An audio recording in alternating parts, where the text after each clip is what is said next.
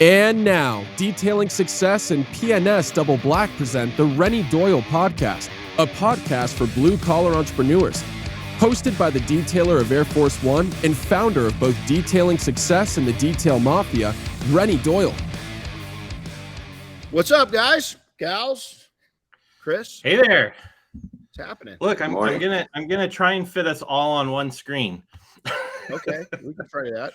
We like that. We're doing it so far. It looks like the Brady Bunch right now. It's pretty close. Hey, look, I found Carlos. Like, some people are home, some people are at work. Looks like Oscar's a road warrior, So, we got puppies in the background. There you go. Yeah, my Carlos dog trying to figure out his camera. Yeah, we can see. Yeah, Carlos was struggling to join us this morning, but he'll get there. We'll give him a couple minutes before we talk to him. Well, cool. Well, hey, happy Hump Day, middle of the week. Everybody have a good Labor Day weekend. That was good. Yeah, good. Yeah. I worked my butt off. I'm still a little sore. We are in the process of relocating my patio in the backyard. So I dug a 10 by 10 pad and laid pavers that were in the old location. So I had to dig them up and move them to the new location and relay all those pavers. And so that part's done. Now I got to figure out how to move an actual 10 by 10 patio. Well, that'll be fun. Yeah. Yeah. So hey, if you needed help, just let us know and we'll conveniently make ourselves unavailable. Yeah, I figured. No, seriously, if you need help, let us know if you need some muscle. So, so we were in Tennessee. Diane and I went out and filmed with Motorhead Garage. Fun. A lot of different industry people have been out there. They're a good group. Dave and his team are pretty awesome. Hey, Carlos, put your mute your volume, your mic. So as you're figuring this out. I got him. Yep, cool. And so we were in Tennessee. Diane has never been to Tennessee, so she came out and met me. I got there on Monday. Had kind of a down day, did some work on Tuesday, and then filmed on Wednesday. And then Thursday, Diane came in, and we went and toured Jamestown and a couple other towns in Tennessee. It was pretty cool, man. Get this, we go look at this property, and we ended up talking to these people, and we ended up having dinner at their place at this horse ranch. We went out and had dinner with them again the next night, watched the sun go down. There's just cool people all over the world, man. You just got to find them. Everybody bitches about how, people are these days, but man, there's no shortage of good people either. Just concentrate on that. But it was a pretty amazing trip. So we're back and it's fun. So, hey, today we're going to talk about, we put on a leadership challenge. We've been wanting to do this for about I've been wanting to do it forever, but I've been mentioning it for about the last 4 or 5 years to Chris of really getting it together. And so I'm going to read off, and we've got both Oscar and I were instructors. Diane came in and helped. And then we had a student instructor, Sam, that's on. She kind of came in as a student, but with her knowledge, and we'll have both of them share their backgrounds and why this was important. But, Sam, Chris couldn't make it on. We had another one of our members that really came in and stepped up that's got a lot of experience towards EMS, rescue and so forth. And we just had a great time. There's 15 of us, plus the instructors and right. That's right. About 17 of us total, 16 of us total, somewhere right in there. Something like that. Yeah. And the whole theme to the weekend is that, I really been, and a lot of people I've heard people say, oh, come on, Renny's an idiot for saying this, but you got to learn to be a really good leader. You got to learn to follow. And there's times as a leader, you're going to fall back. You're still going to be a leader, but you're going to have to follow your people. And Oscar will show that, from the military standpoint, that happens. I've got people, our medics. I don't go out and tell our medics on our team how to medic. I'm an old medic, but it's changed so much. And Sam, can relate to that. That is that if I've got a fresh new medic and they're struggling with, scene safety, something like that, I'll give them input. But really, when it comes down to the medicine side of it, I'm going to back out. I'm just not up to speed and not going to get in their lane. I'm going to stay out of it. So the whole theme was, how can this work for my life, and how can I work this into my business? And so I'm going to go through the topics that we covered, and then I'm going to bring each person on, and they might have not everybody's going to have something to say about every topic, but is how it affected them both as an instructor and as a team member. And I'll have them introduce themselves here in a second. But on Friday, we had we were up and going pretty early. First formation was at 07. Really, everybody's up by about 6 o'clock. They're over here by 7-ish. And then I talked about SAR, search and rescue, from the beginning of time. Search and rescue. I mean, tribes across the world for thousands of years, members of communities have gone missing. So it's a very old. It goes back as far as people go, looking for missing loved ones and the tribes that we came up through. Customs and courtesies. We're going to have Oscar go into this a little bit. This is really important. And then how we relate customs and courtesies back into business. And I'm telling you folks right now, if you hit courtesies, customs and courtesies, if you take and hit that 100%, 90%, that's going to change your business alone. Just that one little thing will change your business. What is SAR? How can it assist you both in business and terms and clues? Behavior. This is huge. The behavior of different type of people, what their exposure training, what their expertise is, and different search types. This was really cool because we brought into this section a teamwork challenge. And we started out with a soft litter. This is it's called a disposable litter, drop litter. This is something that we carry with us just in case we do come across somebody.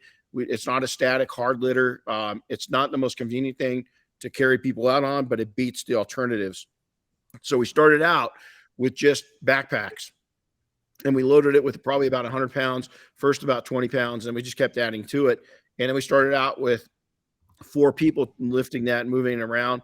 And then we went to 5, 6, and then all the way up to 8. And it was to show you how spreading the load out will really change your business. And then we decided to go ahead and throw Chris in there. So Chris got in the litter, and we marched him around. We gave different challenges. We had to move him over obstacles, around obstacles. He had his temperature checked in a new way that he never had his temperature checked before. And so for me, it was really important because it showed that delegating jobs. We talked about having scouts out front, and moving people when there's injured people. You're going to trust your scouts. You might be the team lead, but you've got your eyes, on so many things. Your scouts are going to go down and find the safest way. You're not going to argue with them, is that they're going to lead so you can lead. And we taught that.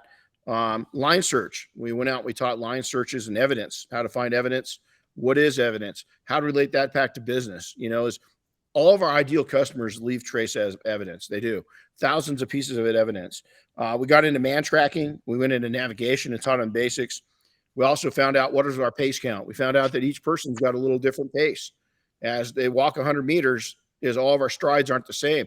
It's the same in business. We just had a great post that, don't take in, if you're in chapter 6 of your business, don't be comparing yourself to people that are in chapter 20. That's kind of what, the pace counts were about. The navigation, this was map and compass. It was a lot of fun. And then we loaded up, we went into the field, and Friday night, we got into building our own shelters. We did that nav course, which was really challenging. Some had never used a compass. Some went in and bought really nice compasses. Other people had kind of crappy compasses. And that really played out of, you kind of get what you pay for. And if you don't have good equipment and you don't have good resources, you're going to struggle more. And so we had a nice dinner that night. We went out and we did that same course at night. So we buddied up. We had our battles and we buddied up. We did it at night, which created a whole different challenge. It was a lot of fun though. And then we had a lot of fire pit time. And then some people got really cold.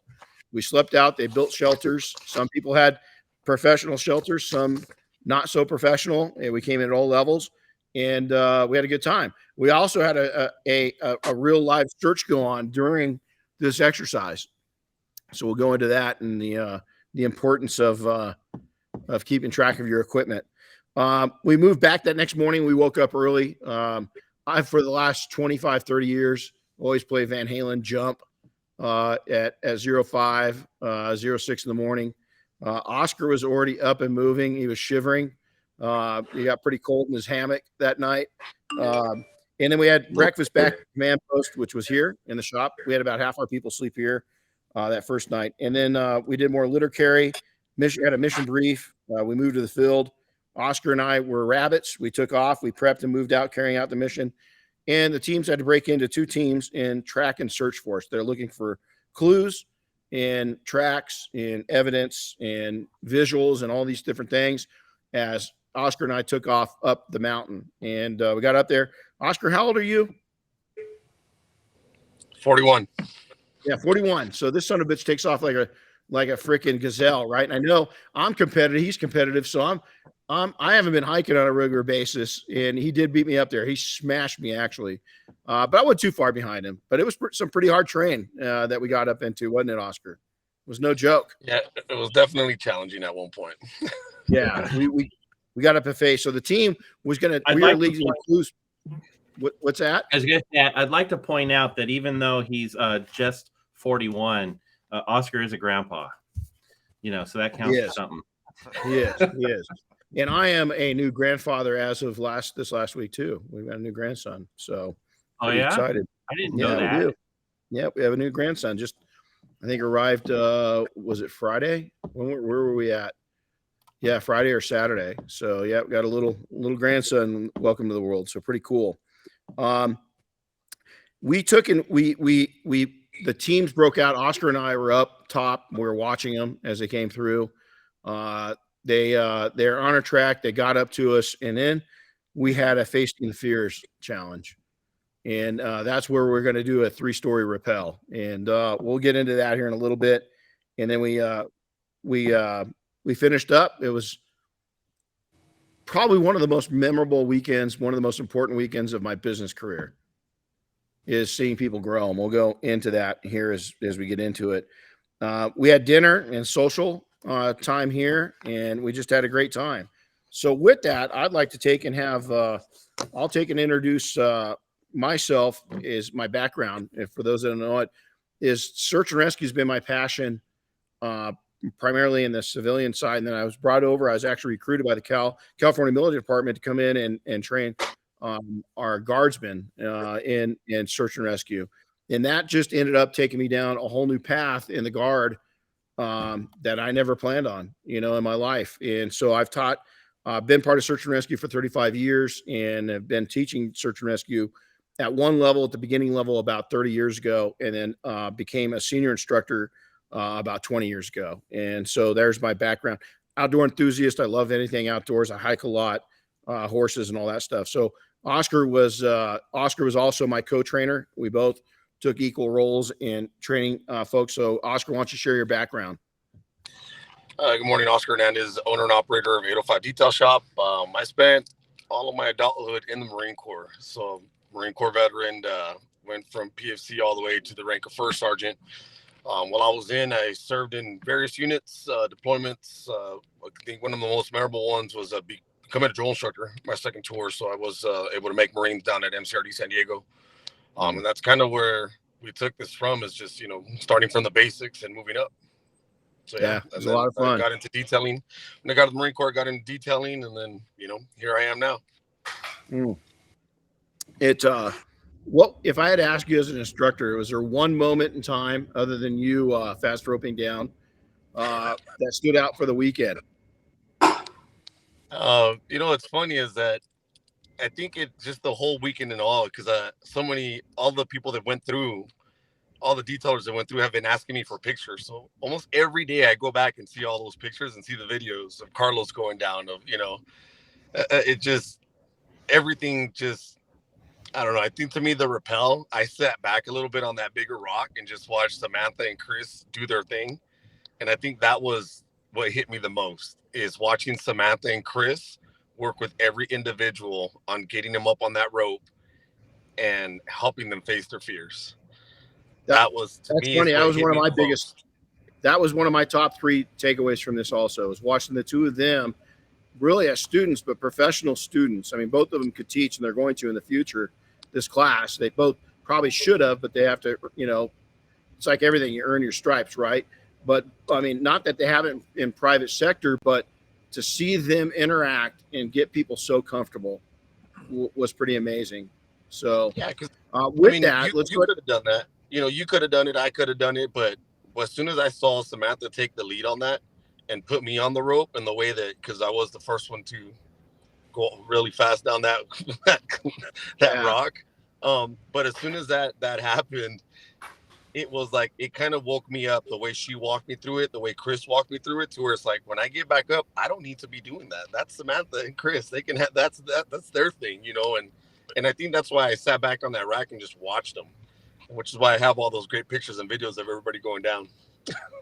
Well, we'll have Chris get into his position and what he ended up doing, you know, during that rappel, which was nothing less than amazing, you know. And I was the same way, you know. We set up, there's 4 of us checking safety, right?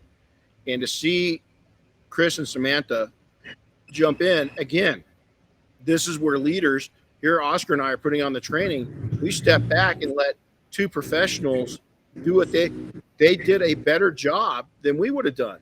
Their empathy and their safety, but their God, I get chills. The way they built these people up, the way they built the students up, was mind-blowing. And so why would we get in the way, Oscar, when we had 2 people? This is where leaders become real leaders, and they see greatness in people that are going to surpass what they could do. And a lot of people have a hard time with that, especially if you haven't been in the military or EMS or anything structured that's paramilitary, right? But yet, I mean, and some people in those positions have a hard time with it. But yet, here we are, we're detailers, we're entrepreneurs, and how leadership is supposed to worked out perfect. I mean, perfectly. And that was a natural blend for all 4 of us, is that Oscar didn't get in their way. I didn't get in their way. Samantha wasn't roostering. She could. She's got all this. She's got more experience. She got more certifications than Oscar and I combined, you know, and the same with Chris. But yet here we are with empathy and support and teamwork. We made it happen. So real quickly, I want Samantha, go ahead and introduce yourself, Samantha, and what your background is. Oh, she freeze up. Uh-oh, she froze up again. So I'll share it. Samantha was Cal Fire captain. Oh, there she is. You want to finish that subject? There you go. You're unfrozen. I'm unfrozen. I didn't actually get the last part of what you said.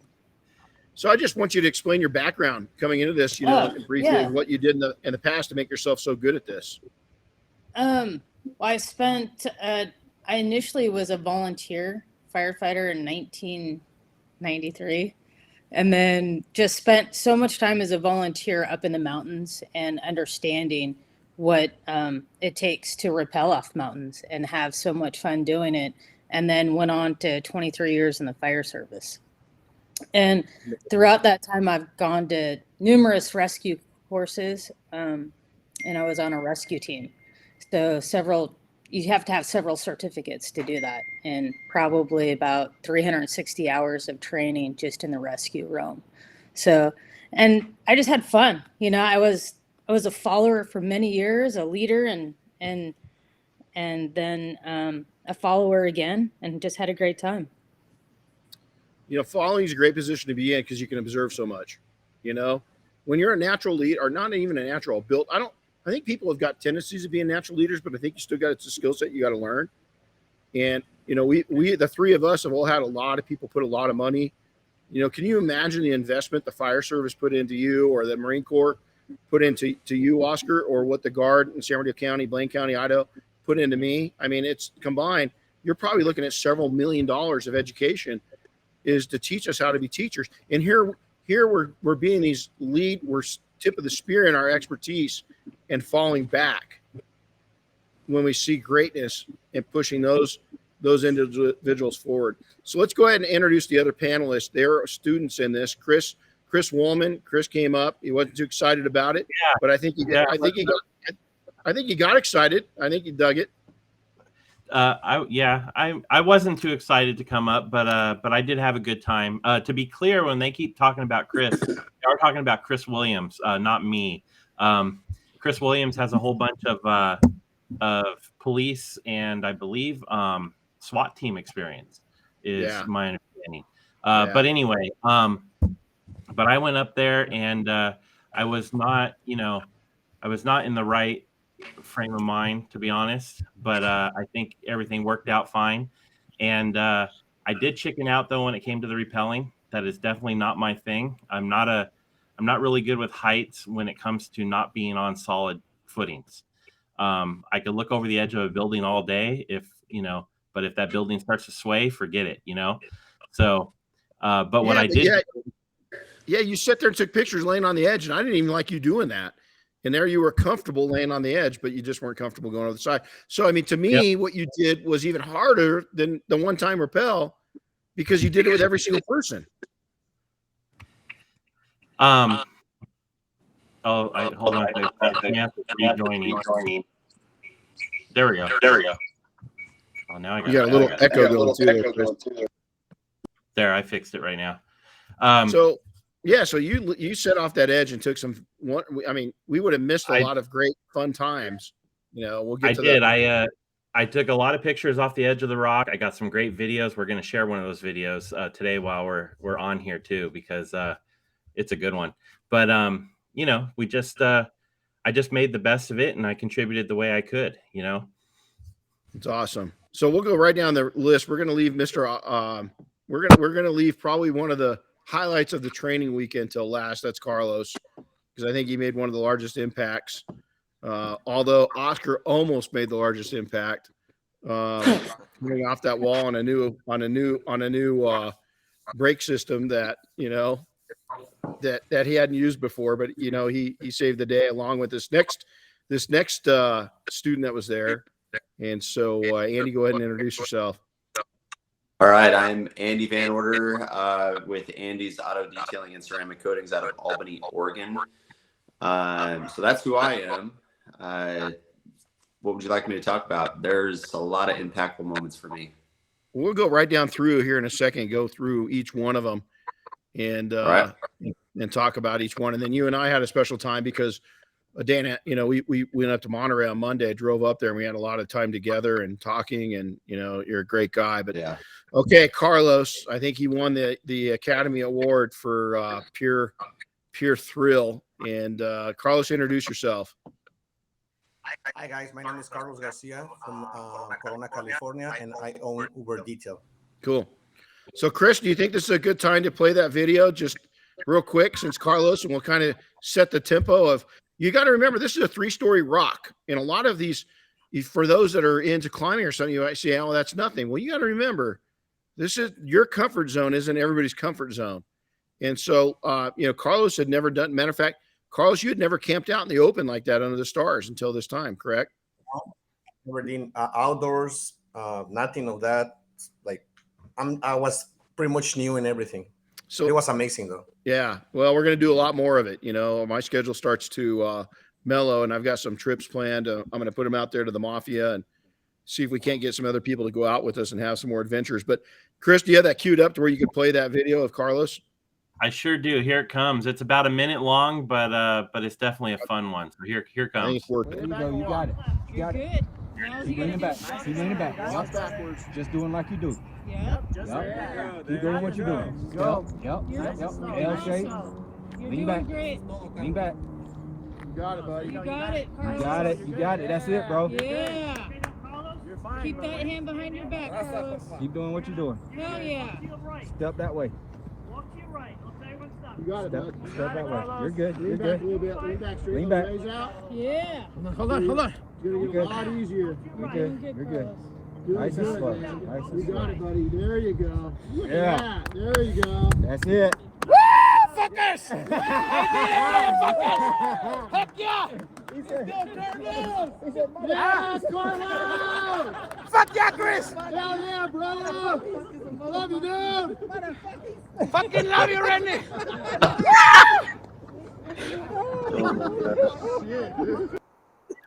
Oh my! I can't tell how many times I've watched that video.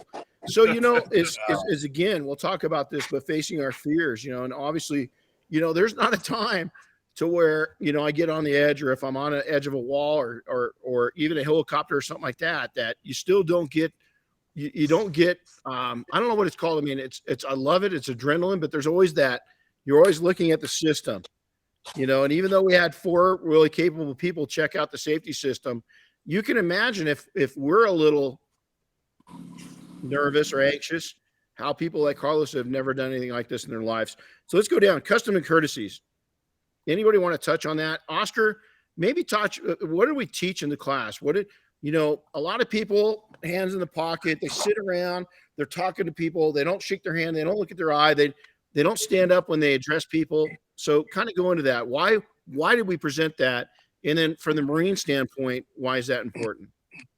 Well, I think we presented on the business side of point, running the business is you represent your business. That's what we are. So if you come in and you're doing exactly what Renny said, not getting up, not talking to people, you set the tone. So having the right customs and courtesies with your customers, clients, sets the tone for your business. I'll give you a perfect example. I'm out in Chicago today and this week, and I've walked into some stores and some detail shops, and I can see who's got customs and courtesies and who doesn't. And it really does set the tempo for the conversation. And the reason we talked about this here is to set the tempo for the rest of the group as we went into the weekend, to where even when Samantha and Chris took over, I had the courtesy of just stepping back and watching them instead of trying to go in there and trying to lead the whole time. Because even as leaders, we got to have the right customs and courtesies when we're bringing up new leaders and teaching them the ropes. We got to have that courtesy to step back and let them go. We can't always be in the front, pumping our chest. I'm the leader, I'm in charge. And I've always thought, if you got to remind people that you're the leader, you're probably not the good leader. And that goes down to the customs of things, the courtesy of things, the customs and courtesies that we had towards each other. In the Marine Corps, we always, teach you how the customs and courtesies, but you never jump your chain of command. You always give the command, the courtesy and the customs to go ahead and run what they have to run. And being a follower, like you say, Renny, and touching into that, a lot of people may not say, what does that really mean? You have to know how to follow in order to lead. I'll give a perfect example. Every rank that I picked up in the Marine Corps, I was proud when I picked up sergeant. But, because I was a corporal, I was an E4, now I'm an E5. But guess what? Now I'm just the new E5. Now I got to follow all the senior sergeants, the ones that are about to be staff sergeants. And you pick up staff sergeant, you're just the boot staff sergeant at that point. Even as the rank as first sergeant, you're still the junior first sergeant in that battalion. And you got 3 senior first sergeants that you still have to follow and lead from. That's why in the Marine Corps, they always have these leadership courses by rank. You pick up E3, you got to go to Lance Corporal Seminar. You pick up E4, you got to go to Corporal's Course, Sergeant's Course. And that's the biggest thing that we wanted to drive into this. Not that it's a military organization, but when it comes to the business, when you're building your employees up, when you're giving them different billets or you're promoting them, you got to be able to step back, let them, like the Marine Corps said, let them fall on their sword, and then pick them back up and build them back up. And I think that's part of the courtesies as business owners that we got to have, not only to our clients, but to our employees, if you have employees, and everyone's going to run a different ship. But I've seen this within Carlos's store, how he runs it. I see how you run things, Renny, working for you.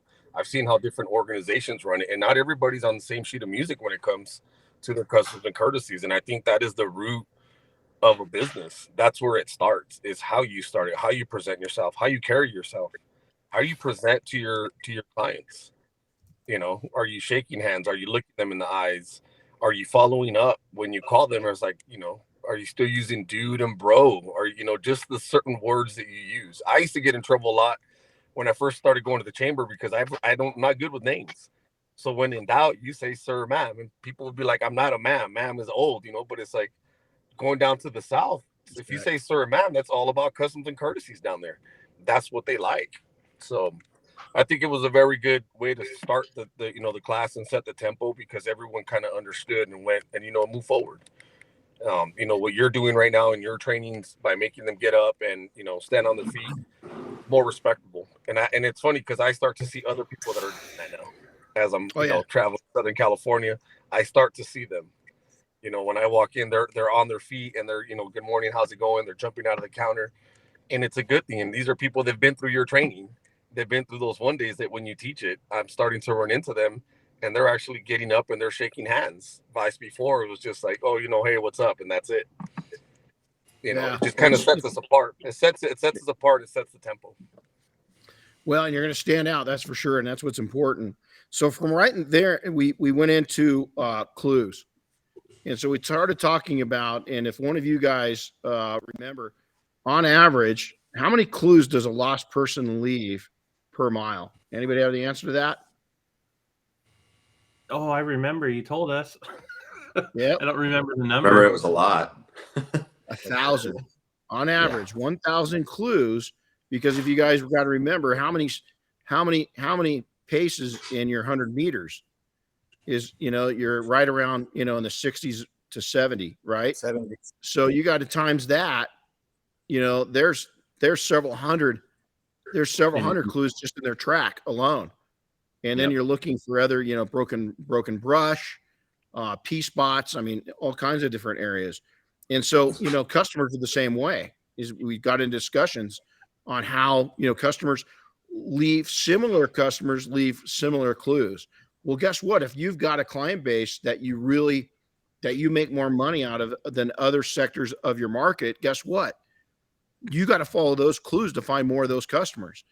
Don't go after the wrong one. You guys found out in your final when you guys were tracking Oscar and I, is the teams got crossed over and mixed up the sign, the evidence, and went from my tracks over to Oscar's tracks.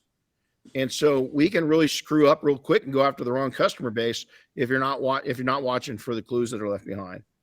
Behavior, we learn a lot. Right-handed people when they come to a Y in a trail, right-handed people are going to go right, left-handed people are going to left.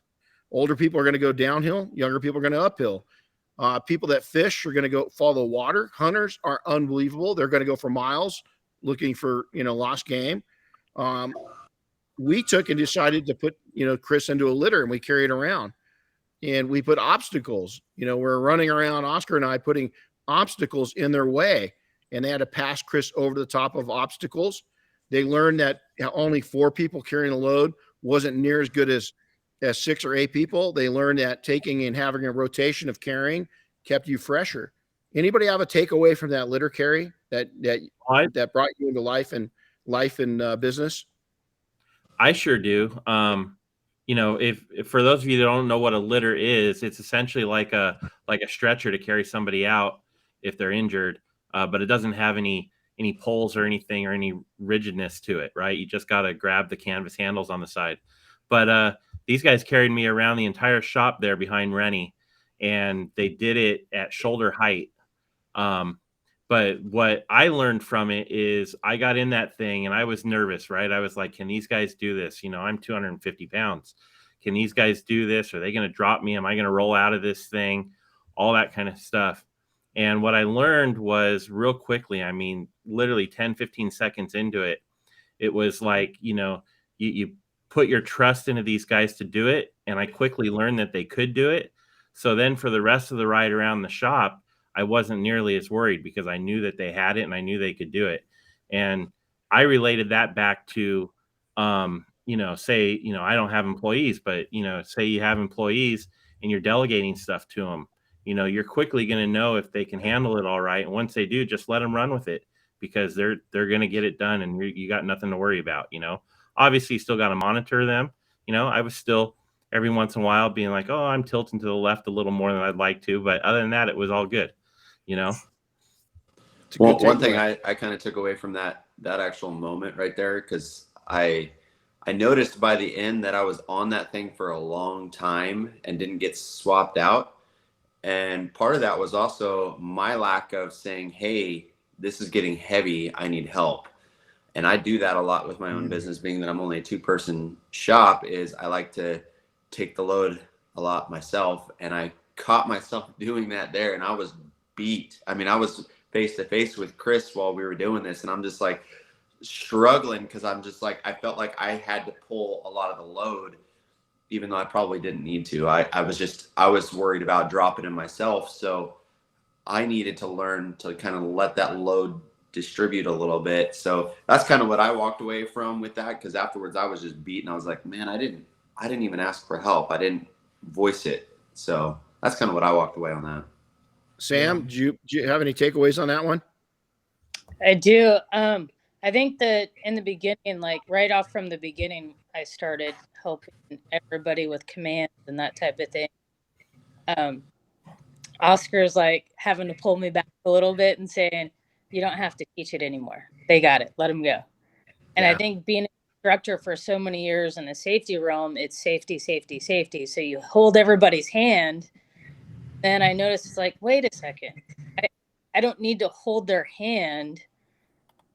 Let them figure it out a little bit. And I notice I do that with, I have a new partner in business, and Heather, she's doing so good. And I hold her hand a little too much, I think.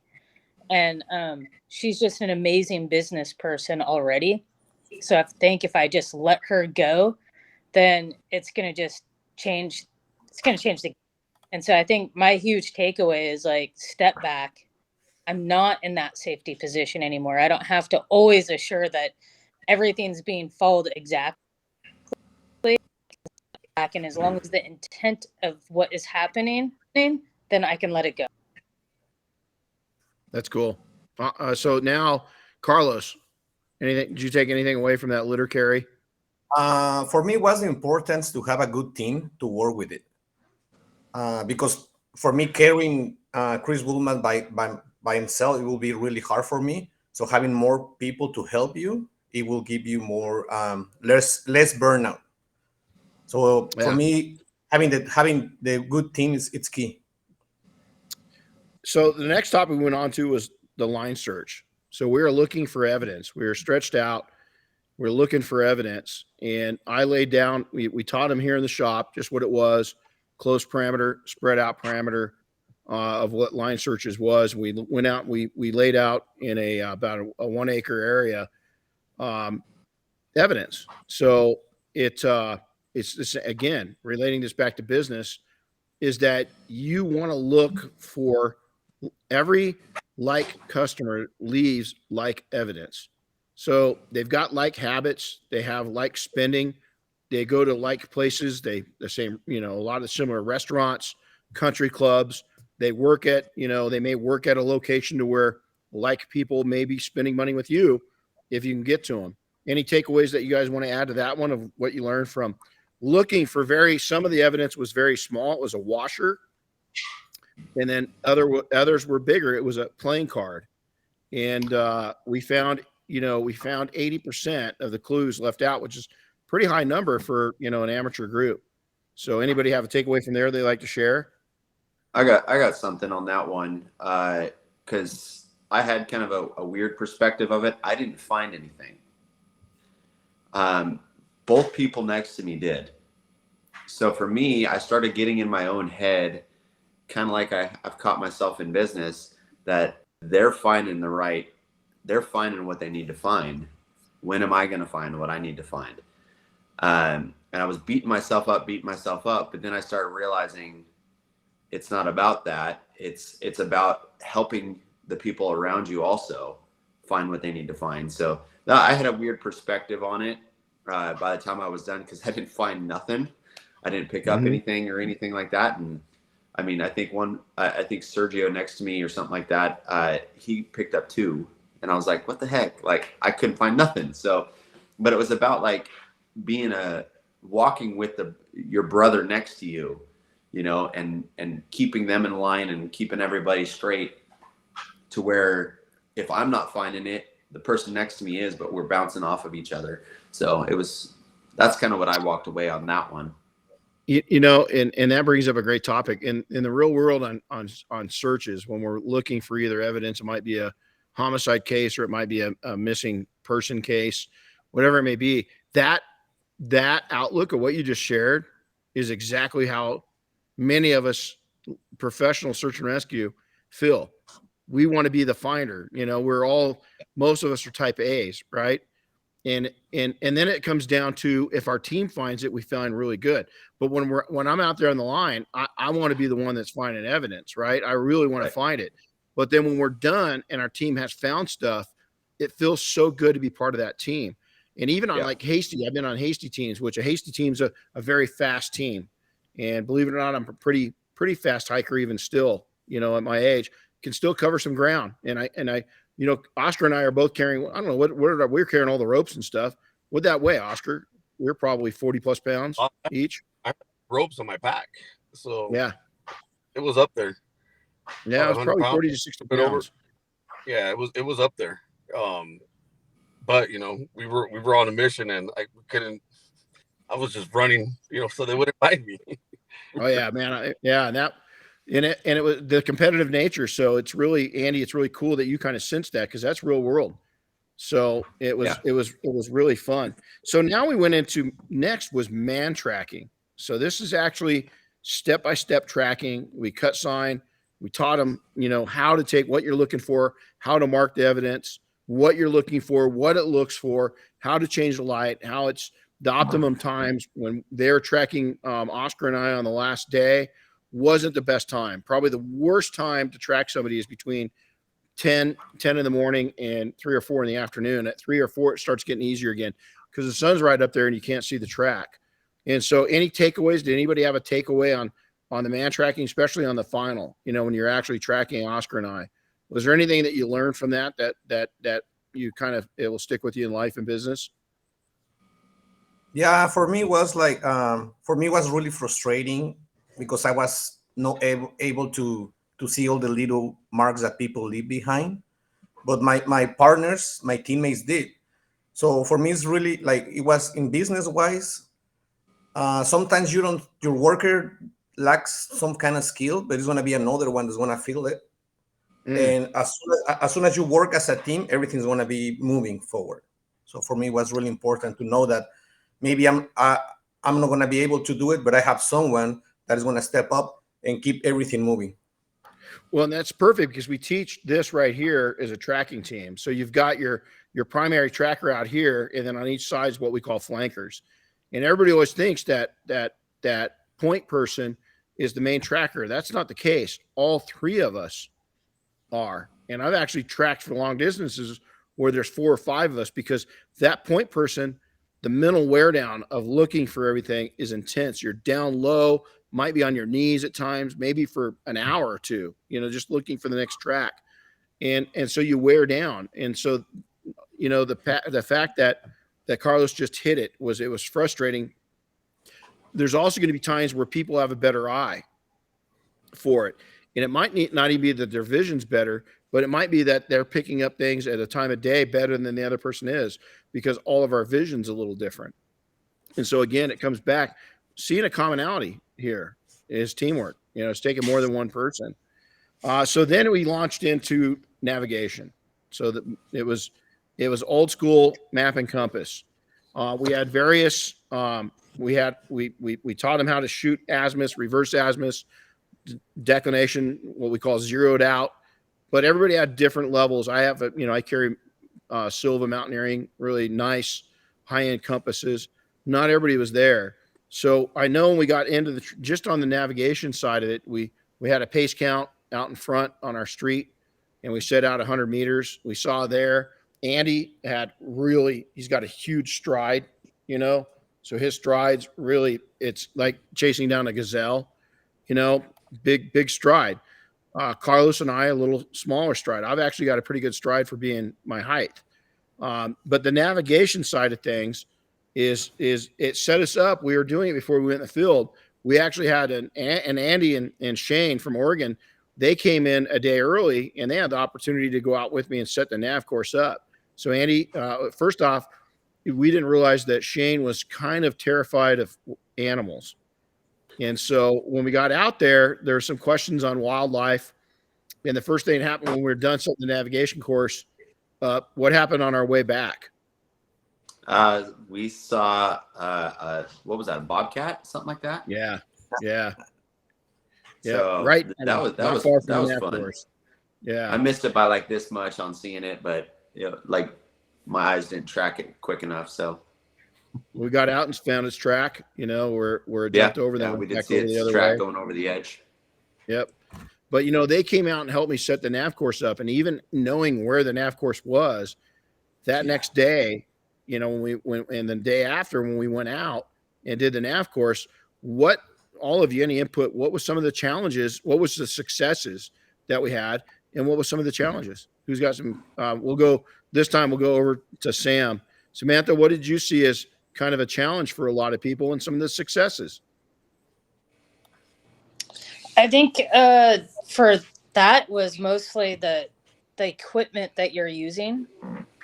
I think that the equipment was huge. Like even I had a great compass because my Silva just didn't make it down on that trip, and my compass by the end of that night had created a bubble because of elevation. As soon as I got back down to flat land by the Ontario airport, my bubble was gone. So sometimes, yeah.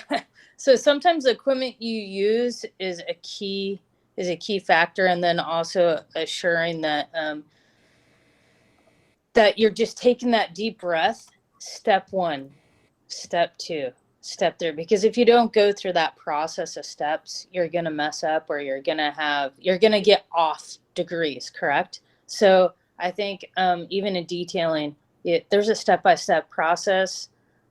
When you put your keys in the ignition of your vehicle, there's a step-by-step process. And I think that sometimes we forget that we need to take a deep breath and think about our step-by-step process until it becomes a habit. I know Chris was getting really flustered on the nav course, and we figured out something about, probably halfway through with Chris and why he was struggling. So Chris, you just couldn't get the azimuth to pan out. You're getting an opposite. What did you find out? And I kind of warned everybody, objects, your watch, especially smart watches, metal, any of these things can affect exactly. And that's why I wear soft ring. But Chris, what was your experience? Well, I had two issues on that nav course, and that was one was which was less obvious, but was a big factor. So if I was holding the compass down low toward my belt line, my belt buckle actually had a magnet in it. Because I have one of these cool belt buckles that's magnetic. But so that was a little bit of it. But the bigger factor in the orienteering challenge was I was looking for too much perfection. I was trying to be dead on with those measurements, and it turned out I didn't have to be that precise. That the goal wasn't to be that precise, and I didn't understand that right away. And so had I kind of loosened up things a little bit and not worried about perfection as much, I would have accomplished it a lot earlier. So Oscar, from an instructor standpoint, we saw some frustration. That was when we started seeing people like really starting to get flustered. What did you notice?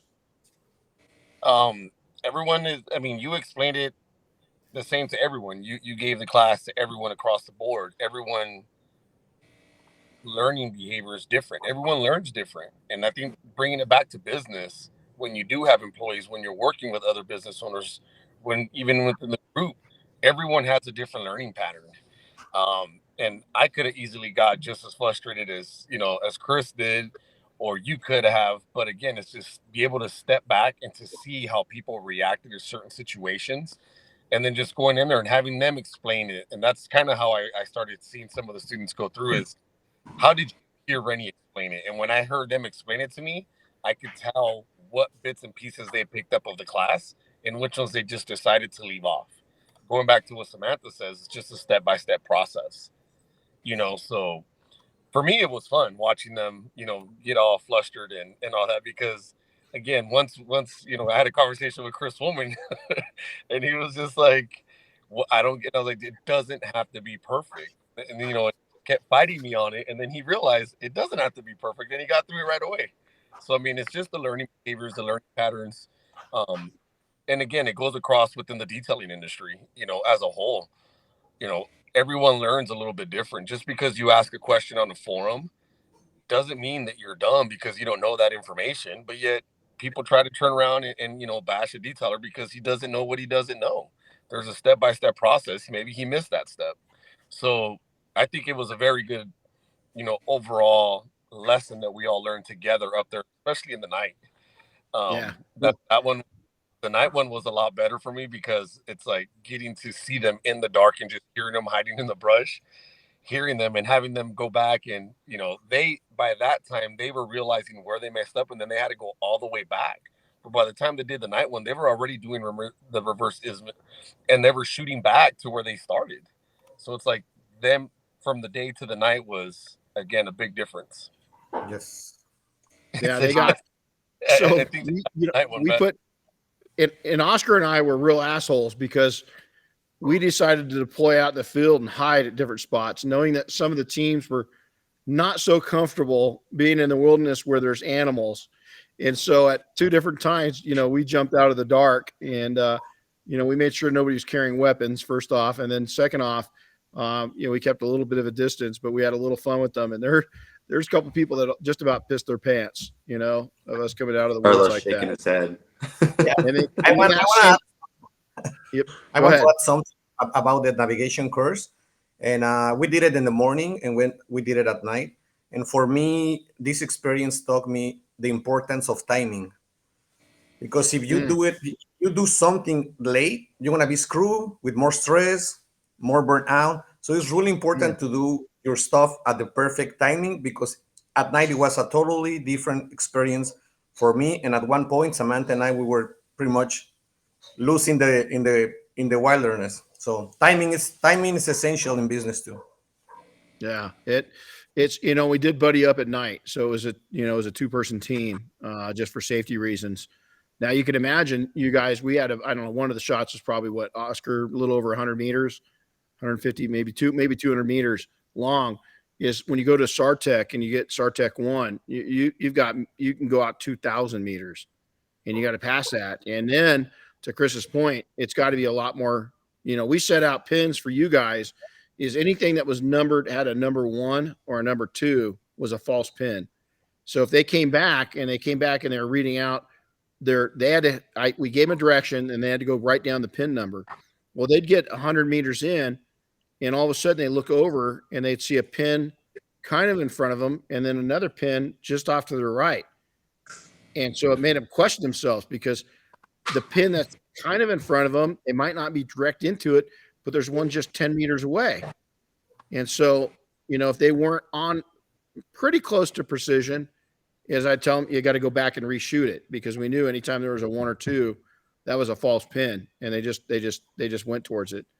And so it was really cool to see, everybody adjust to that. By the end of it, I was giving them my some of the people that didn't have great compasses, and then it was really interesting because I had a GPS. Anthony had, an outdoor watch. Oscar had one. I had one. All of our GPSs were a little off. Is that our watches, our simple GPSs, weren't as accurate as the compass. And so it was really, sometimes it's great to rely. The takeaway from that is a GPS is social media. Is that it's a great tool to use because it's going to just cut down time and get you there. But you know what? If you don't have a good foundation with a compass, with an old-fashioned map and compass, and that's relationships, that's one-on-one relationships.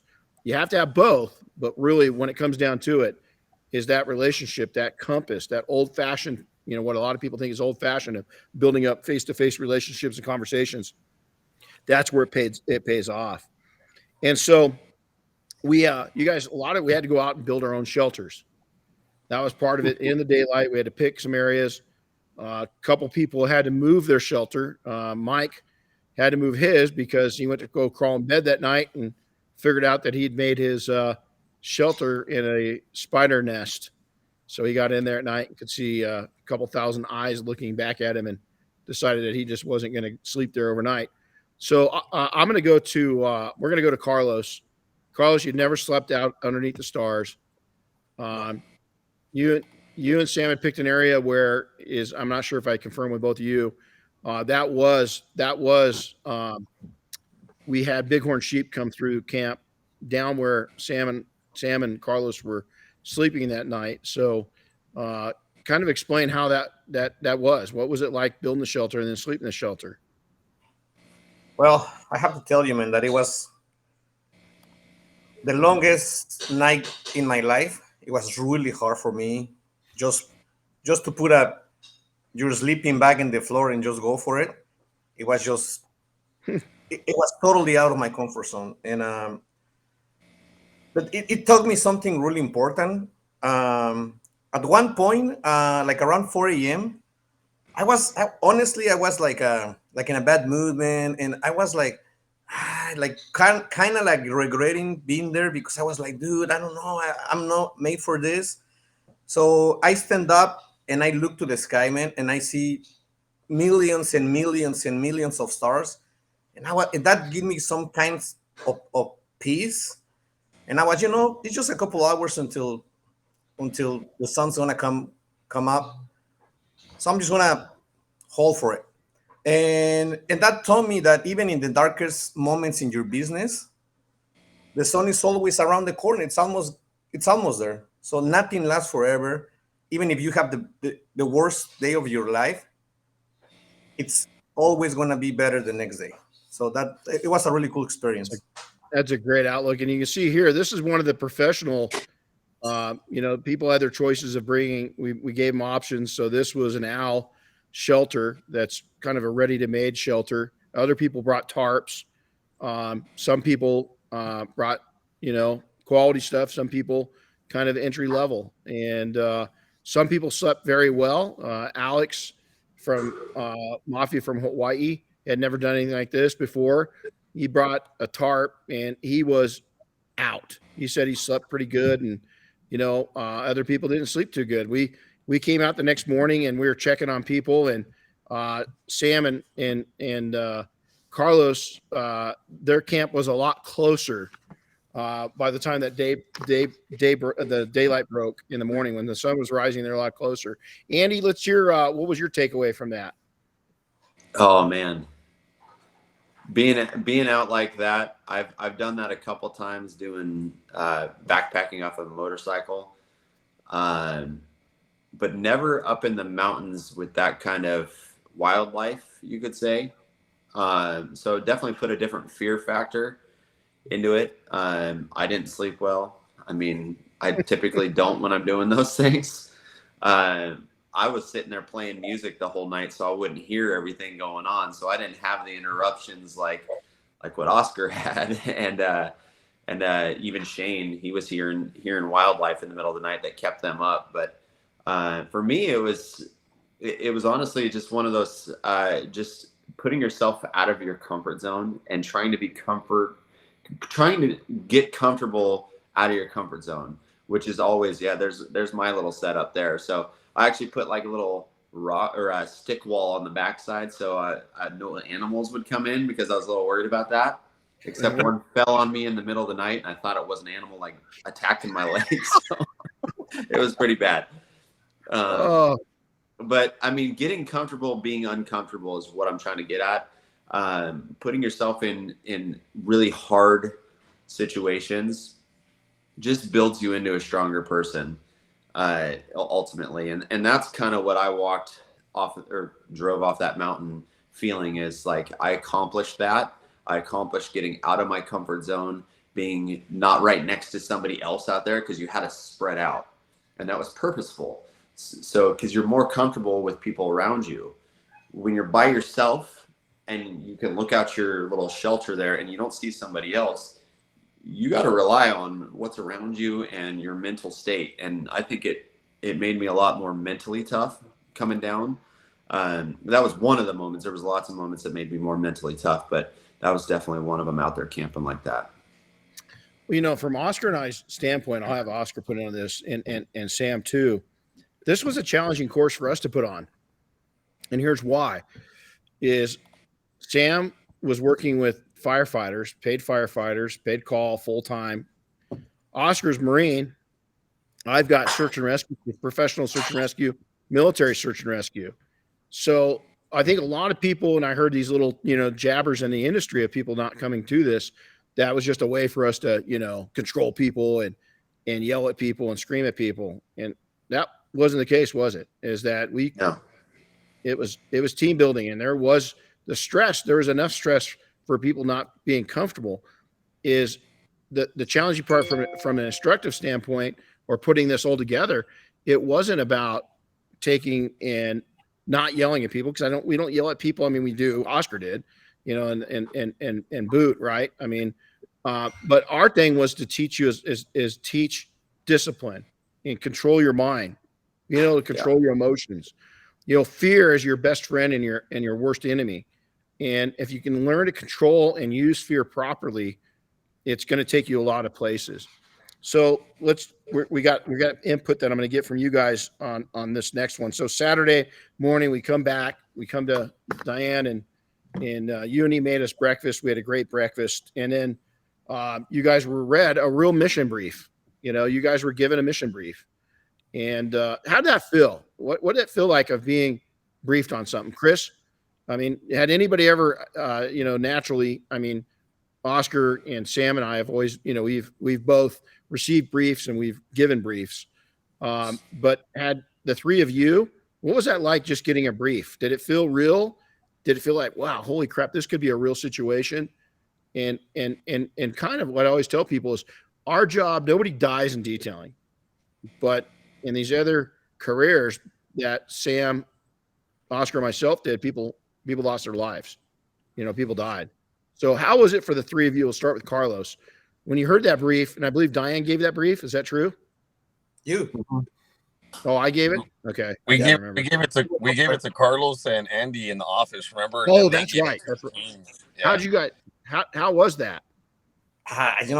For some reason I was like super nervous about it. Like I can't believe that you guys put me in charge, and I have some kind of struggles, and I have to write it the way that I am going to understand it and then pass it to the guy. So it was kind of like the real thing. It was like really, really real. Yeah, I would agree with Carlos on that, man. I was nervous too. I was just like, oh man, this is like getting a real feeling. And I'm not good at taking notes, so mine turned into a bunch of gibberish, and I didn't ask the right questions. I didn't know what questions to ask when I started briefing it, and Diane was kind of watching us brief. She was like, well, you should have asked that question. And then that made me think, like, holy crap, I didn't know what to ask. Like, I didn't know the right questions to be asking because I had never done this before. But it was one of those, I was really uncomfortable doing that, but it was definitely a growing experience for me, like paying attention to the details when somebody's talking with you, whether it's a brief or like a customer is explaining about their car. Like, pay attention to what they're telling you. Pay attention to those little details, because all those little details that they're expressing, those things they're expressing that to you for a reason. That's because that's a big deal. Like, those details are big deals, and you have to know what questions to ask off those little details. And this was something totally different, so I didn't quite know what questions to kind of bounce off. I asked a couple of them, but it was like, when it came to briefing my team or whatever, I was just like, oh, I felt like I knew I didn't have all the information relaying it back to my team. So I had to think back on what were those small details. What are the things that they need for success? And oh man, it was nerve-wracking, just like Carlos said, man. It was weird, but I appreciated the trust in putting me in that position. Yes. So Chris, you're listening to these briefs. What are you thinking? Yeah, I'll be honest. There was a couple times where I thought, yeah, Andy didn't take very good notes. But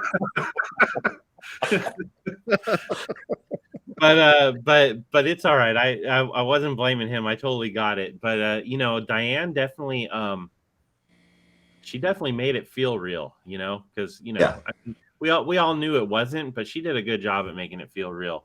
For and sure. She also, did a good job at making you feel like you didn't pay attention too. So yeah, she's good at that. But it was good constructive criticism too. She made sure that you were paying attention with her correction. She wasn't like overbearing or anything. So I do give it that. But it was when she would correct us or whatever, it was a constructive criticism. Yeah. So here's a picture that's on the screen. Those that are watching the video, of Diane kind of addressing the teams before they. And you can see these, this is, other than the uniform, this is how mission briefs really are in the field. Matter of fact, right where this is taken, we've gone after, we had in this area, this is probably, 300 meters, 400 meters from my house, but we've gone on several missions up there, real missions. Matter of fact, we had a guy, a crackhead that turned, well, can't say a whole lot, but he was an informant and ended up dead. And that's where they dumped his body up in there. And we couldn't find it, but thank goodness a mountain lion had found him. He's already dead, and treat him because he ate part of him. And then the next spring, somebody came across bones. And when we got up there, we just, there's still part of him up in the tree, and he scattered all at the base of the tree and everything else. So that's a real area, and it's not far from civilization. But you don't have to be to get screwed up. Here's another look at this. Another picture of, the brief happening. And again, equipped and ready to go. It was really fun. So now we move into the field. You guys are given each team. You're broken up into, 2 teams, and you're tracking and searching. And it really, from Oscar and I, Oscar explained what, we were sitting up on top, and we had a bird's eye view as they came up onto the trails. We could watch them. What were we witnessing? It took a while to get started. It took the teams a while, and then we were able to see where they crossed paths, where they were following your tracks, and then that team started following my tracks, and that's the team that went up and got to me. One team went completely the opposite way. I don't know where they were at. But oh yeah, that's me right there, my hands up. So, yeah, that's how high we were, and we were just kind of watching as it unfolded. But it was interesting. And that was taken from I took that photo just below you.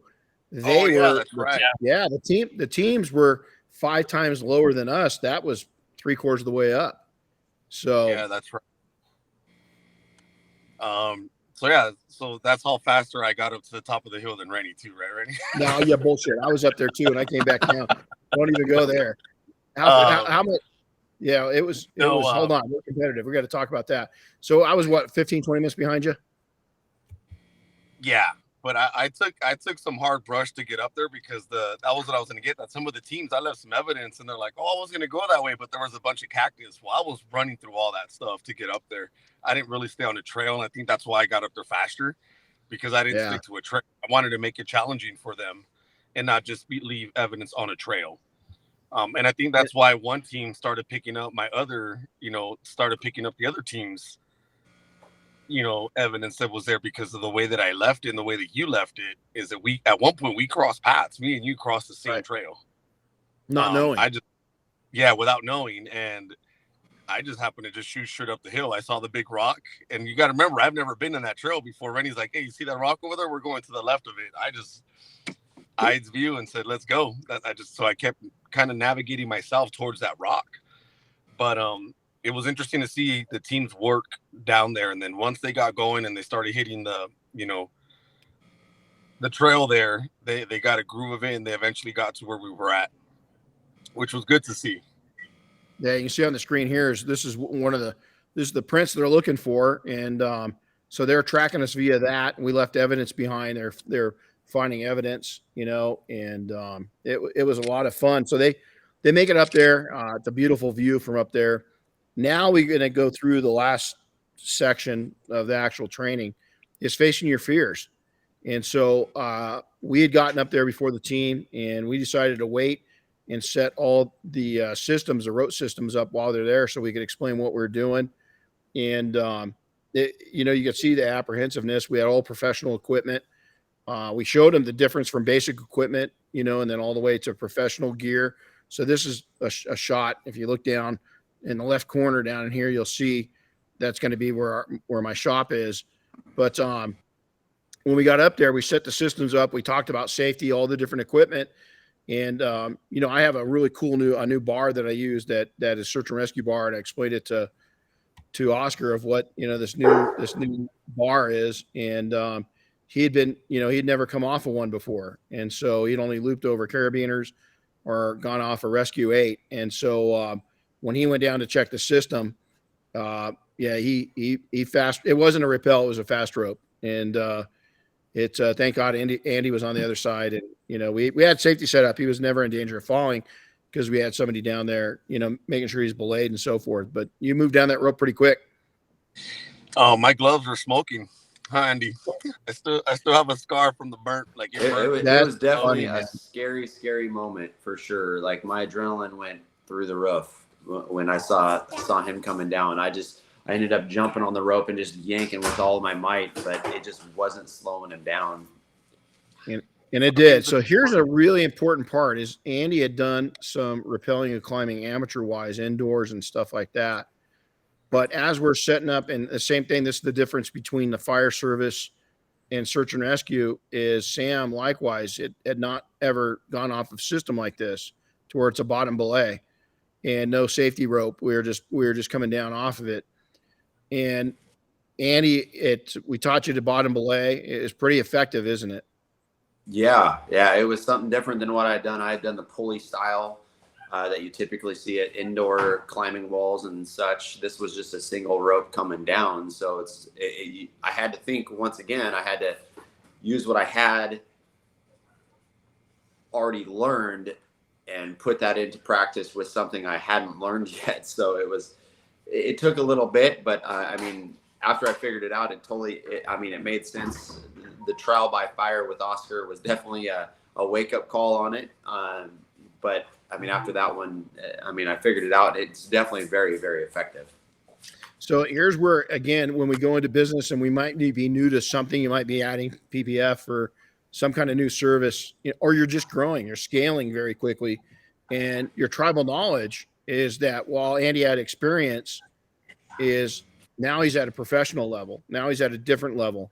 Is like I was telling Sam, and I'm going to get Sam's input on probably, I think, the most important part of this entire conversation. But we don't have a fire truck when we're up on the mountain. We've got very little equipment. It's what you can carry.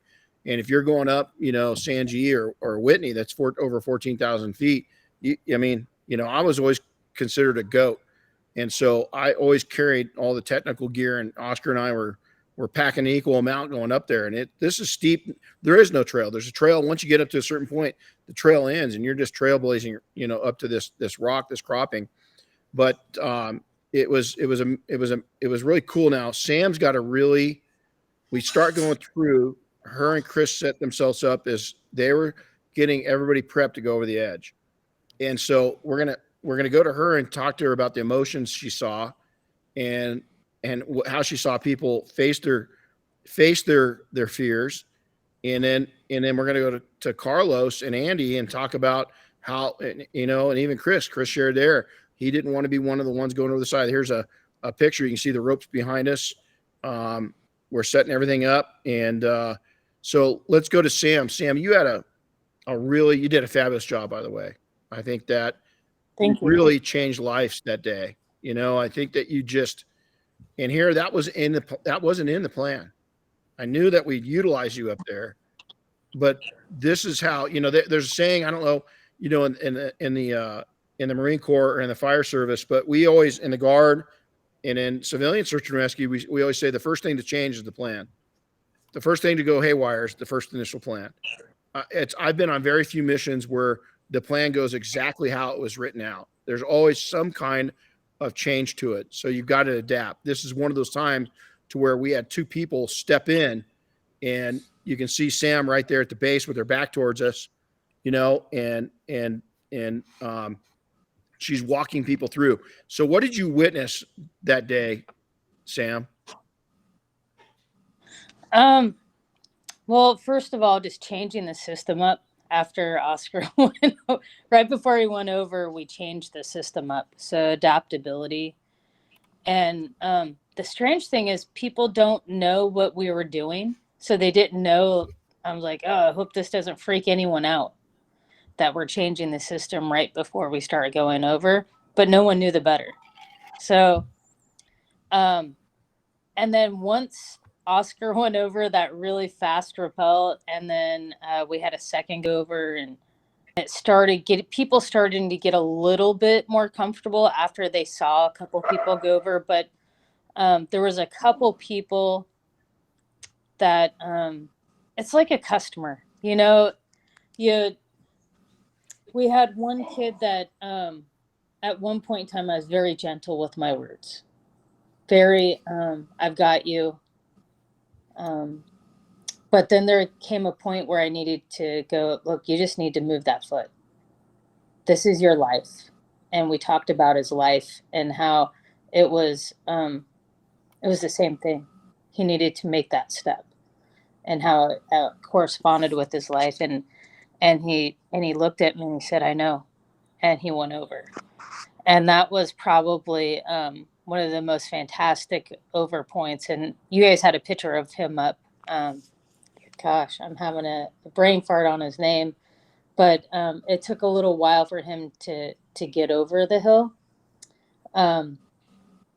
Obviously, Carlos was an amazing, another amazing one. And Andy, at the end of the day, he had a lot of fear that he didn't have enough strength in him.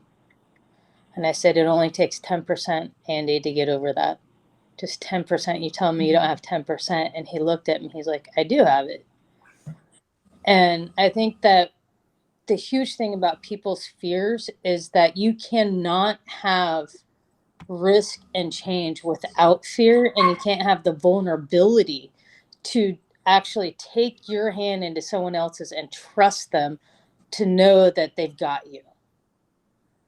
And I think that is somewhat, I think every single person has fear when you go over that. I know I have fear when I go over. There's that little brief moment. It doesn't matter how high you are up on a mountain. You could be 17 stories up. You could be 2 stories up. You could be 1 story up. There's always that little jump of adrenaline that is a fear adrenaline that you're like, okay. And then you just do it. I think that as a witness to this, here's Andy. There's a picture up of Andy going over. I listened to a lot of the words you were saying to people, and you did it with, you were taking in building people up. You had empathy for their fear, but yet you were firm. And I think if we take that into business, as you guys can see this, it wasn't a lot of people watching. You might be into mountaineering, and maybe this is nothing for you, but again, this is something most of these people, 90%, had never done before. And here's Sam and Chris Williams coaching them through one of the most feared moments of their life, is you're going over a cliff with a rope about this big around, and you're not sure that system we're saying, bomb proof. And there's a secondary system. We had backups to everything, right? We had a safety, we had a rescue line set up in case we had to go over and, somebody froze up, but yet Sam's up there coaching people through. And even when they couldn't, Chris he's like, man, I know that is my freak out zone, but yet Chris did something that I didn't think he'd be comfortable with. And that's sitting on that edge, taking all these pictures. And Sam, just the way that you directed people and guided people. And there's a couple people that had to come off that edge that tried it, but just couldn't quite make it. And I applaud them because they tried, and it was a big fear. They didn't fail. And that was the huge thing is, every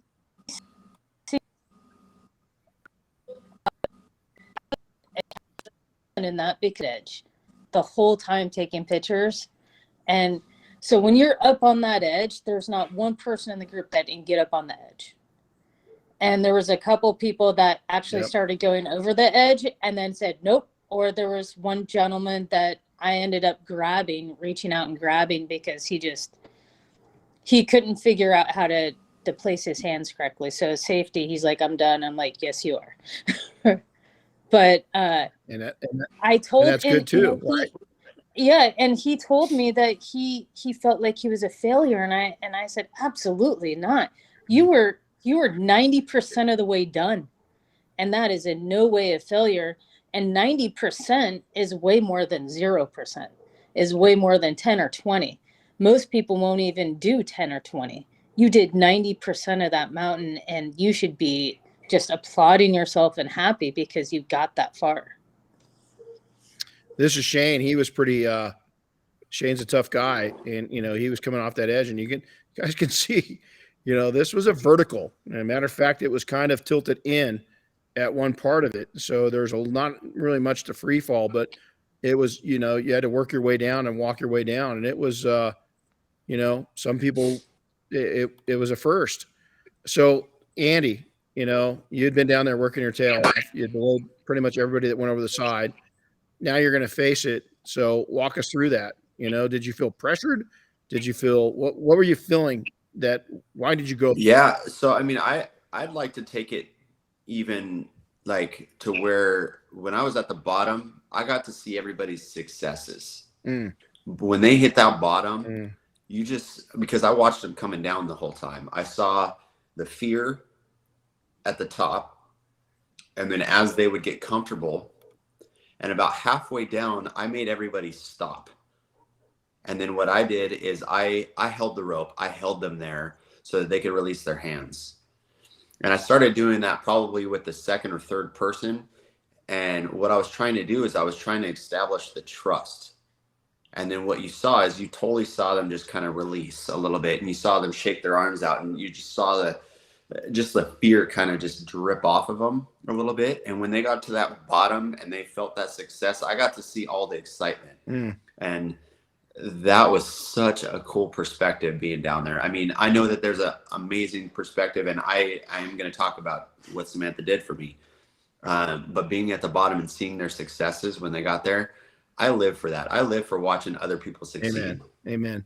I love it when somebody a lot of people don't know that's successful. what our team is about, is that, they see Detail Mafia and this and that, and people are clueless, and, even some people that just didn't fit into our group that, got in trash talk, is that it's just, just because you didn't fit in doesn't mean that, we were wrong or you were wrong or anything else. You just didn't fit in. It's the same as us facing our fear. For instance, I'd share with the group, I don't go into confined space rescue. Not my thing. I don't like it. Don't like it. So I don't do it. I bring coffee. I bring ropes. I'll bring the radios. I'll do all that stuff, but it's not my thing. It doesn't mean it's a failure. Right. But, I think that's a great point. And so now all of a sudden you go from, and I love that perspective, is that, and I love the way that you just made me stop on a dime. I mean, you just, when I came down, I gave you such a long time warning that I was coming down that you had plenty of response time. Yeah. Not really. Yeah. And so, yeah, you came down quick. But so after doing all that, I was kind of like, my legs were shaking from yanking on the rope and everything. And then comes my turn to go. And I'm like telling myself, I'm like, nah, I don't need to do that. I'm good. And then I don't know exactly who came down and was like, oh no, it's your turn. I think Oscar came down and was like, oh no, it's your turn. I'm going to belay you. And I was like, dang it. So then I had to go up there, and I'm struggling walking back up the hill because my leg's shaking already. And then when I get up there, I don't like heights by any means, but this is a different perspective. It's not just a wall. That's one thing, but when you're looking off over that cliff, you're hundreds of feet in the air. So when you're looking down, it looks like hundreds and hundreds of feet because you're looking straight down a hill, not just down a cliff. So it messes with your head. I actually, when I finally started doing it, my leg was shaking so bad, and Samantha and Chris, they're just talking me through it. My body was giving out, and it got me mentally, and I just got a mental block, and I was like, I can't do this. The rope's going to snap. So, and I told Samantha, I was like, I can't, I need to get up right now. So I started panicking, and she let me up, but she didn't let me off that rope. She stopped me when I was up there and just helped calm me down the way she was talking to me. She went from walking me through things to just, she noticed my level. And I'm starting to feel it a little bit just by talking about it. But she noticed my adrenaline. She even noticed that I was dehydrated. Like, she just calmed me down. And then her and Chris just started talking me back into that zone. And a couple people in the background, I even heard Renny say, with everything you're going through right now, this is what you need. You need to push through this moment. And then Samantha started getting, like, she noticed that I was getting more comfortable. So she started pushing me a little bit, treading to where, like, she was like, no, you need to do this right now. Like, this is what you need to do. Like, she was like, you don't want to go down this hill thinking that you didn't do it. And then I started thinking in my head, I'm like, I'm going to come down this mountain one way or the other. Am I going to come down knowing that I did it, or knowing that I backed out at the last minute? So those are the things that went through my head. And then I was just like, you know what? I need to get up and just not think about it and just do it. And as soon as you get over that hump, it's just like, okay, there's no backing out now because I'm already over that little ledge. They can't grab me anymore. There's only one way off of this, and it's going down. So I conquered a huge, huge fear. And I mean, it was an emotional moment when I got to that bottom. I mean, I wanted to cry. I wanted to laugh. I wanted to jump up and down. Like, I could feel my adrenaline spiking talking about it and thinking about that moment, because it was something I'd just never, I've usually backed out of fears. And I mean, I've done some pretty crazy stuff in my life, but when it comes to like really being scared, I'm usually like trying to find the way out. And at that moment, like I wasn't going to let myself do that. Like, I didn't come that far to like not push past that fear. And it's already made a huge impact in some of the things that I've done since then. I'll share kind of offline with you, Renny, one of the things I recently did, but one of the things, I mean, it's been huge already. Like the impact that I've walked away with of like getting into the moments of like detailing and stuff and what used to stress me out. Like, this is nothing. This is not like life threatening. Like, you know what I mean? Like, if I would get backed up in a day, so what? It's not like I'm rappelling off of a freaking cliff that feels like I could die at any moment. Like, so the challenges that I've had to face since then, it hasn't felt the same. So yeah, it was huge for me. I've got Andy's rappel. You want to see it? Oh geez. Yeah, let's bring it up. It won't hurt us. Okay, let's keep going. Oop. Left foot. Right foot. Hold it. Here we go. Wide stance. Go left. There you go. Now take this foot, go down a little bit. You're going to be on your toes, okay? You hear Chris. All right.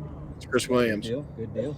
Now take that right leg back a little bit on the edge. Stand out. Now you're going to lean back. Lean back more.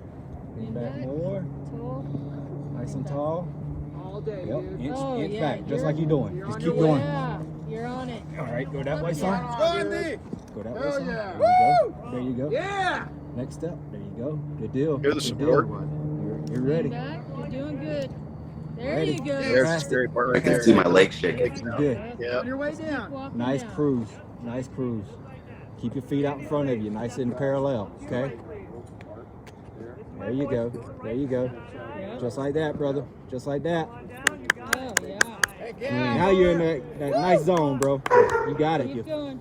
Thanks, guys. Always, bro. Good deal. Yeah, same spot. Look at Oh, that. that one? Look at that. One, there's it. Oh, yeah. Right over that side. When you can see what, again, what Chris was saying about is that was, it looks, it's only 3 stories, but when you're up on top, you got hundreds of feet, 700 or 800 feet that you're looking over. I mean, the valley's 1,200 feet below that. So it gives you a different perspective. So Carlos, let's shift into there, and I'm going to end it with saying something to Sam and Chris. Chris couldn't come on right now. But, so, Oscar went down first. It was, I think that a lot of people didn't realize, he's done this a lot. We had people going through. Now we get down in the line. People were really nervous. They're kind of waiting to go through. We didn't make anybody. We didn't shame anybody. Matter of fact, we built people up. This wasn't about shaming or in your face or screaming. This was about compassion and us building a team and a stronger team. And I think we did that. You face that fear. You're up on top of that rock, and what do you feel like, Carlos? Oh man, honestly, my plan wasn't going down on that rope because I'm super scared of heights.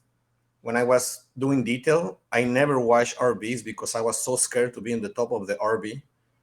So for me to be able to do that, it was really like a life-changing experience. And it taught me a lot of things. The first one is the importance. You did something, Renny, that a lot of business owners never do, which is delegating. When you see Samantha and Chris, that they were knowledge and they know what we're doing, you step up a little bit. You were still the leader, but you step up a little bit, and they just let it be. And Samantha and Chris, they did an amazing job. They threw what leadership is. They have so much patience. They give us all they were so good, man. Like, honestly, thank you so much, Samantha and Chris. I hope you're listening to this. Thank you so much. You guys changed our life. The second thing is the importance to be with people with your same mindset.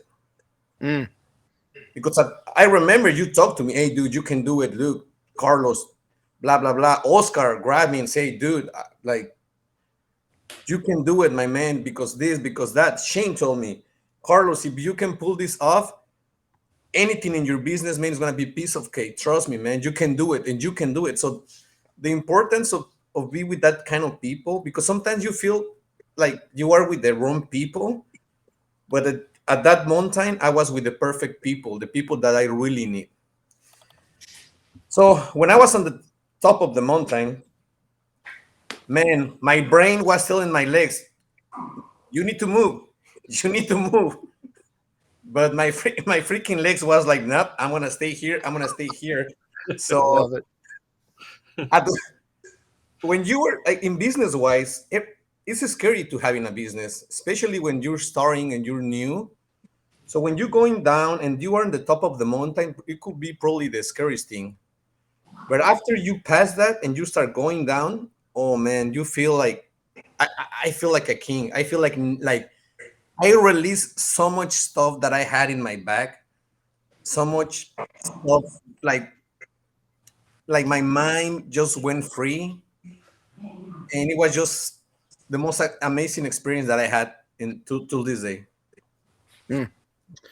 So we're gonna wrap this up with Sam and Chris. I wish Chris was on, but you guys are students, and Oscar and I, without saying a word to each other, we didn't have to. Is I think Carlos just said it. We could have easily puffed up, but Oscar and I both saw greatness. And I don't know if you realize it, Sam and Chris, when you do listen to this, you guys changed lives in that few hours. The impact that you made, and remember I told you, Semper Gumby. We always call it our plans. Stay Gumby, stay flexible. Is because in our plans, I knew you and Chris were going to play a part. But here, without pushing, it was a very natural state that you guys grew into what you guys did. That's an important thing. There's people you can push your way in. I'm pushy. But if you don't, the universe has got a natural way of growth. And you two worked your way in and guided these entrepreneurs and people into one of the most scariest times of their lives naturally. And I just want to tell you and Chris that I can't tell you how much I appreciate you, each one of you, on how much you impacted this training. Oscar and I put this thing on, and Samuel realized this, is as trainers, because you're a professional trainer also, we had to change this up to where everything it was about, how is this going to impact my life and how is this going to impact my business? We couldn't take it from a military first sergeant, drill instructor, senior drill instructor, whatever it was, attitude. Is we had to have empathy, and we had to take and do it in a way that it was absorbed and not just simply, it wasn't you guys wanted to grow. You didn't enlist, is you wanted to grow. And you did that, Sam and Chris, perfectly. So I gotta ask Sam this. Your takeaway. When you were done that next day, what was going through your mind? Oh, I think I wrote you a letter. You, Oscar, and Diane. Oh, you did. I did. Yeah, I did. You did. It's a major letter. My takeaway was a family takeaway. It wasn't. There wasn't a lot of fear for me over the weekend. For me, it was a complete different weekend than some of the other folks. It was. I haven't had, besides going to Motor Lux last year, my teamwork left in the fire service was just my team, and it kind of renewed my my love of being part of a team and interchanging all those dynamics of leader, follower, partner, handholder, empathy, strong arming, all these different things and hats that you have to put on. And it just energized me to the point of there were so many hats that you could wear in 3 days as part of this training, that you were everywhere from just learning the most basic things to helping people rappel off the mountain. So to me, it was so much more than that. It was so much more than God, I can't even come up with the right words because I don't know if there's any words for it, because it just brought something back in me alive that I haven't had in a few years of just so much exuberance and love for everybody, and at the same time ready to go out and set course for my business and personal life. It's awesome. It's awesome. And humbleness as well, because Oscar, people don't talk enough about Oscar, but Oscar's got a very strong, humble, quiet way of leading. And that was another takeaway I had, was that sometimes you can just be strong and quiet, still lead by being strong and quiet. So Oscar coming in, I mean, you had, what our intent was for this. What was your takeaway? I mean, what Sam was saying is just that camaraderie that we built within us, that there, like, we share something. We embrace the suck of being cold at night, of that fear of animals coming in through where we were sleeping, of over, the hill, the hiking, the frustrations at night for the, we embrace the suck together. And I remember talking to Chris about it. I can always tell you who I train with and embrace the suck. Yeah. Who I deployed to build those bonds. And what we did here is we built the bonds that Sam was talking about. It rekindled that fire in you. And I know exactly what you're talking about, Sam, where it's hard to put words to, because coming off that hill, like, I spent a day with Chris, brought him down, but it was like that's all we talked about while we were in LA with Chris Williams, was that whole weekend. And then I took him to the airport on Monday, and then it's like I'm driving home and I'm just like an awesome 72 hours that we just, and I was already thinking, when are we going to do it again? Oh, absolutely. When's the next one? Because it was just so much fun. We learned, everything that everyone on this podcast has said is just being with the right people. We had the right people there, the ones that came out, being around people that want to see you succeed. Like Andy was saying, I literally owe my life to Andy, because if he wasn't at that bottom of that hill knowing how to belay, I would have splattered on that ground my first time going down fast roping that. You know what I'm saying? So just being around everyone there and learning so much from each other, it's just an amazing experience. And for my end, Sam, thank you for the kind words. One thing that I like to do is simply just take a step back, and that's something that a leader should be able to do. Take a step back. Again, I could have easily been, no, Sam, and it's just, there's no need for that. And I just know there's a time and a place that where if I see someone's taking it, you can just step back and let them take it. It's okay. It doesn't take anything away. It's just going to make us stronger. Amen. And in this case, Chris, you and Chris Williams changed lives up there. Change lives. Yes. I have everyone's videos and pictures from that rock, and everyone has hit me up about, hey, send me those pictures. And in every picture and video, or in every video, I can hear your guys' voices walking them through, being a little bit stronger with others and a little bit softer with others, leading with compassion. That's the other thing, is the leading with compassion, is that sometimes you need to push them just a little bit harder to get it done. And sometimes you'd be like, hey, if you move that left foot, that's all it takes.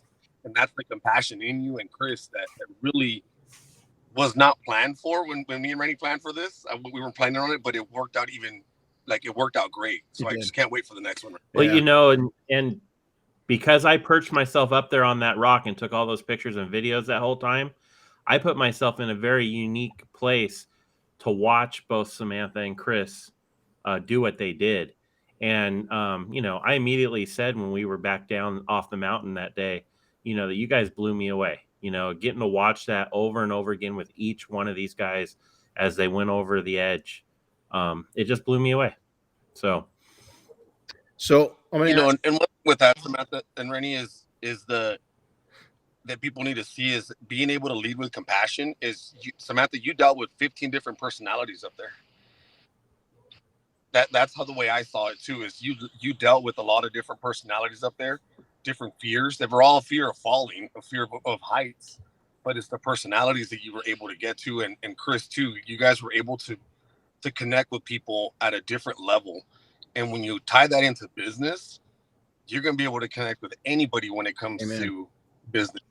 You're going to be able to connect with any type of client because you just dealt with 15 detailers and 15 different personalities, and you help them accomplish something. So just imagine what you can do for your customers. And here's the thing. Imagine Sorry.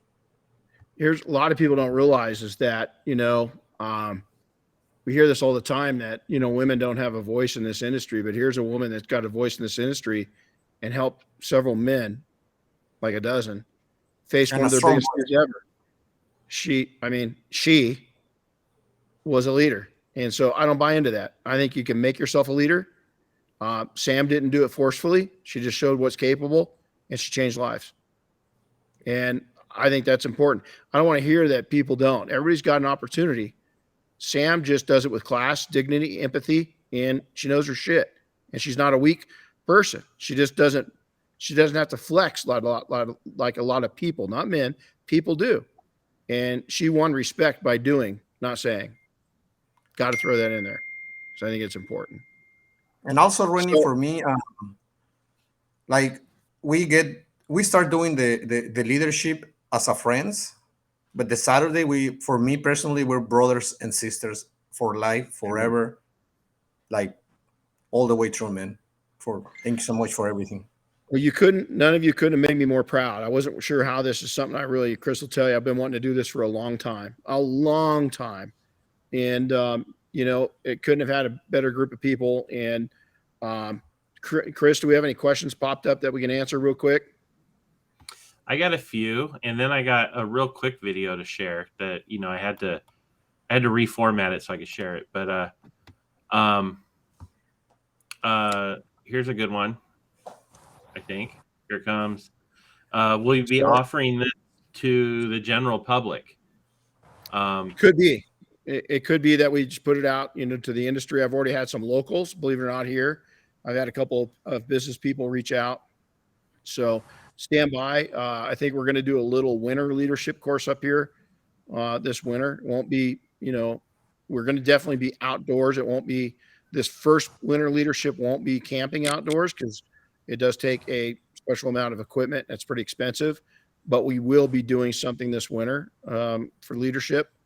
They'll run in this and then opening it up to the general public. I hope so.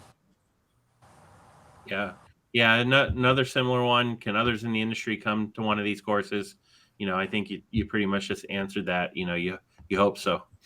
Yeah, I hope so. I think, we'd like to put an industry one together where we bring some of the leadership of the industry, not just manufacturers and so forth, but actually I'd really like to take an invite where we just bring all the keyboard warriors up, and just get a few of them mixed into it. And then let's just put proof in the pudding real quick, And I guarantee you, those that I have in mind would not accept me for various reasons because, yeah.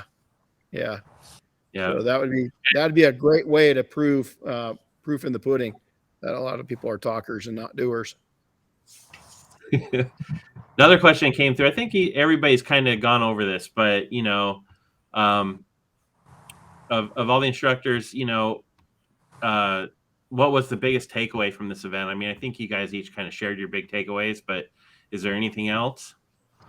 I think that I didn't expect it is that camaraderie and empathy for one another was and teamwork. I knew it would come together, and we're a group of friends. We work together all the time. It was 10 times greater than I thought it would be. One thing I got something on that too is one thing I said this to Renny and he told me to share it with people that were there, but this group in general, like you hear all sorts of things about detail mafia this, detail mafia that, but being in this group, one thing that we don't do is we don't let each other fail. And that's one thing that I figured out. And I came down that mountain knowing that this group is not going to let me fail. Samantha and Chris were in my face, not letting me fail on getting out. And they knew, they could see it in my face, I'm sure, that if I didn't go down that mountain, I was going to feel like I failed. So they did not let me fail. And that's one thing that I learned is this group ain't going to let me fail. And how we'll that let you looks rest, but we're not going to is let going you to be quit. different. But what's that? We will let you rest. We will let you rest, but we won't let you quit. Yes. Yeah. So for me, it would be like if you get out of your comfort zone, anything in this life is possible. Oscar? Yeah. Man, just being around like-minded people, like I say, you said a lot right now. I mean, I agree with everybody here. But the biggest thing is, going back to, I would love to open this up if Renny allows it for the industry and bring in certain people to really go through this, because then you can really start to feel the bond. And I think that's what the industry needs. Everybody talks about it. We need to come together and we need to do this. That's what we just did within our group. That's what we just did with these 15 individuals. So yeah, I would love to put on something like this industry wide, and that way we can build camaraderie among us and make it a stronger industry. Build each other up across the industry, not just the detail mafia. Yeah, But open it up, and and you've heard it from some of the students here, and I'm sure all the other students would go out and be happy to say, talk about their experience. But I look forward to continue with you, Renny, on this. And again, I had a blast, and I just can't wait for the next one, because it changed something in me just being around these. It made me stronger. It made me have more sympathy for others. It made me a better leader, like Samantha said, because even taking a step back and letting other people take charge takes a lot in a person that wants to take charge all the time. It helped me grow as an individual. So again, thank you to the students. I take that as such a huge compliment to the people that are there, coming from Oscar and coming from Sam, because of their backgrounds. And long-term Marine, long-term firefighter, raised to the top ranks. And so, Chris, any takeaway? And then we'll end with Sam. I just enjoyed. I got to be the student again, which was nice. Everything you and I do together, I'm always alongside you or working behind the scenes, with other students. And this time I got to just be along for the ride and be a student again. So that was kind of cool. That's awesome. It's nice to go back in that, it's nice to go back in that role every once in a while. Right. So really cool too, is because Chris, this wasn't planned, but at one time the whole team came around and just gave Chris this huge group hug, and it was just, a lot of times I think some of us, when we're in a position like Chris is in, that we don't know how much we're appreciated. And I think, even since then, people have reached out to me, even though you were a student, other people that were students right by your shoulder saying how much they appreciate you. And so that, I think the camaraderie is there. And then Sam, we'll end with you. What was your takeaway? I think it just reinforced that courage is stemmed from fear and vulnerability, and you can't have vulnerability without empathy. And that as long as you stay on track to always have empathy, and try to see where that other side is coming from, whether it's your customer or your friends, and having a team around you, whether you work alone. I never work alone because I have a team, and it's called the Detail Mafia. And so to me, I never work alone. And that was something that really hit home to me, is that I work mobile a lot, but after this weekend, I was like, man, I don't work alone. I have the Detail Mafia. I have friends at the touch of my fingers. I have friends that I can FaceTime with. If I get into any issues, I never work alone because I have all my family. Well, I'll tell you, as my riding trainer for the horse, they always tell me in your ride with your horse and your training with your horse, always end on an upbeat, really good ending. And I think that ends it pretty well, was with what Sam just said. So, ladies, gents, thanks for coming in. And again, this was something, a vision. We're definitely going to do more of it with our group. We're definitely going to do something. We're going to do something with the industry to bring the industry together. I think that it's not just about us. We're just a bunch of people with like minds, and we've all been vetted out to the same level. We've all come through here. But other than that, we do want to build the industry up, and we're ready to do that through this leadership challenge. And we hope to change lives. We hope to change businesses, and we just want to build lifetime friendships up. So, hey, before we go real quick, I've got this really short, fun little video of Oscar going over the rock the first time. Okay, do it. You got to show it. Pull down. Wait. It was too quick. I got to do that again. Pull down. That's how quick it was. Did you die? But here's also why instructors go over first, and using a descender a descender that he'd never used before, a brake system that he never used. Thank God it was him or I that did it. And honestly, thank God it was him that did it. But yeah, we had a lot of laughs. That will be a lifetime memory for all of us. But hey, you guys all take care. It's been this is probably the longest podcast we've done. I hope that people learn from it.